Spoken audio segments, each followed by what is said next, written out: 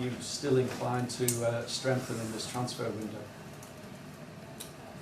So, I'm happy with the strength, size and quality of my squad. But we have injuries, that's how it is. Now it's the question, how long will the players be out and stuff like this, and there are different solutions for it. One of them, plenty I would say, and one of them is the transfer market. The transfer market makes only sense if you can bring in the right player. So the right player, not a player. You know, it's easy to bring a player in, but that doesn't help even a week. We have some player, and if you bring in the right player, then it could make sense. But that was, we always actually would have done that from the first day of the transfer window, from the first day of the preseason. So it would have done it, but it's just in some cases not possible, and in other cases extremely difficult. So and that's why you don't have to think about a lot about it. It's not, if something's not possible, why should I then constantly say, well, but if not, then we cannot exist. We can. So all the other solutions are inside the squad. Yes, and we have now, in a moment, definitely too many injuries. That's clear. A couple of boys coming back.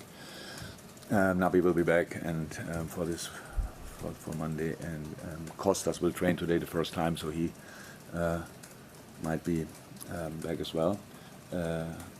And that's the situation. We cannot. I understand the questions really, but on the other side, I don't understand it as well, because it's just, if there would be the right solution for us, we would have done it already. We are not stubborn or whatever and say no way, we don't bring in anybody. It's just about the right thing to do. And when people told me at the beginning of the season that we will lack a specific kind of midfielder,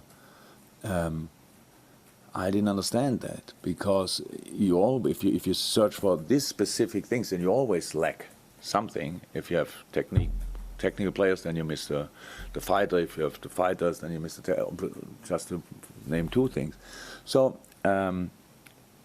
if it was always like this, if there would be the right player and there would be an opportunity, we would have done it. We would do it, but I don't see it, because we had a lot of conversations already, and it doesn't look like something will happen. Okay. You referenced the slow sort of start to the game last week. I'm sure you expect the tempo to be different in front of the home fans at Anfield. And also, will the timing of the game help, given the intense sort of heat that we've got Saturday and Sunday? It's going to be a lot cooler on Monday, and playing in the evening. Is that a big advantage for you? Yeah, but for Crystal Palace the same. So no, it's much better, of course, to play than at night time than whenever at each other time. So, but it's for Crystal Palace the same. So same advantage, but much more comfortable to play, of course. But it shouldn't be a comfortable game at all. So it should be really busy. But I'm actually not in doubt about that.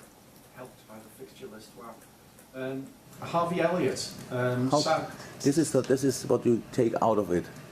Of my answer, helped by the fixture list. No, it's fortuitous, I suppose. Yeah, for both teams, and it makes it a fair competition again. If we only would play at night and Crystal Palace had to play in the heat at 30 degrees or whatever, that would be a real advantage. But so it's just a game at night. Apologies. Harvey Elliott signed that extension to his contract yesterday. A big talent, a great future ahead, I'm sure. Is he very much in your plans for Monday in terms of a possible starter? Yeah, he's always was a fantastic boy, super player, and came on, had a real impact, played a really good pre-season, very helpful, and yeah, of course. Thank you. Welcome. Hey Jurgen. This weekend is the 30th anniversary of the first Premier League weekend back in 1992, so a lot has happened in that time. So I'm just wondering, as far as you're concerned, maybe your first memories of the Premier League and your favourite memories of the Premier League.